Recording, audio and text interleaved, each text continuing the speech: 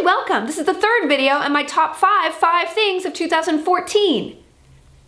Hey, this one is comics. My top 5 comics of 2014 were, boom, number 1, Rat Queens.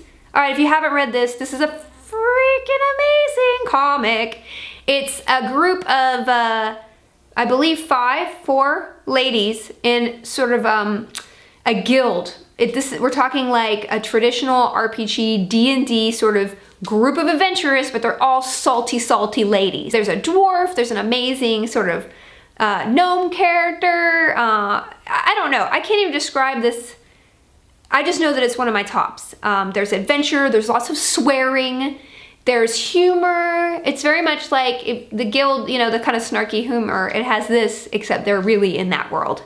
Highly recommend it for ladies or gentlemen, and you will get a kick out of it. Number 2, I am not a big superhero fan. I've already said it before, not a big fan of standard superheroes. I don't find superheroes to be as interesting people as we'd like them to think, they are.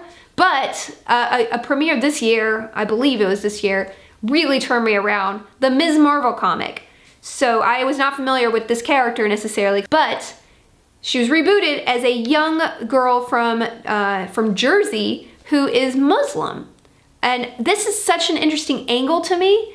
So every single scene, her conflict is similar to any other teenagers. I mean, you know, parents being too controlling, you know, friends, romance, blah, blah, blah, but always with a new kind of lens to see it from a different cultural point of view. And I find myself really really rooting for her. The humor of the writing and the situations and the twist of her background make everything so much more fresh. It's super realistic. The first 5, you know, her adjustment to actually getting superhero powers is like so impressive. It's a very emotional comic, and I really, really appreciate the writing, and the art is appropriately superheroic. Number 3 is a darker comic. It's called East of West. I just read this. I bought the trade. I read everything in trades, although some of these comics that I'm listing, I actually buy single issues, even though it's very maddening. But East of West it's a Western, and it has a huge sci-fi twist. There's a lot of mystery behind like what's going on. It is Western and sci-fi, and add in the 4 horsemen of the apocalypse, and you have a crazy, very dark, very violent kind of world but as it unfolds step by step, the world building just gets super, super interesting, and the characters come out of nowhere that you thought were just kind of like a passing character and become huge. I don't want to give any spoilers, but the characters, when they're introduced, you think, oh, that's a cliche, and it's like totally not. I love how dark it is and violent, and I'm really excited to see where it goes. It kind of reminds me of Saga, not quite with the level of humor, but the surprise factor. Number 4 is an indie comic, and I'm not sure if I mentioned this earlier this year when I did a comic poll one, but it's called Bad Houses.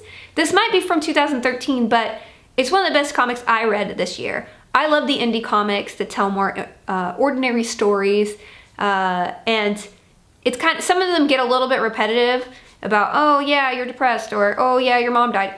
Okay, yes, those are great. But this one is really, really interesting. It's the story of 2 teenagers and their really messed up childhoods, and I don't know, it was just a very touching, personal indie comic. So if you're into that kind of thing or want to expand into that world, it's a really great way to get in there. Okay, lastly is the comic Trillium, and this is I think it's self-contained in one graphic novel, I believe.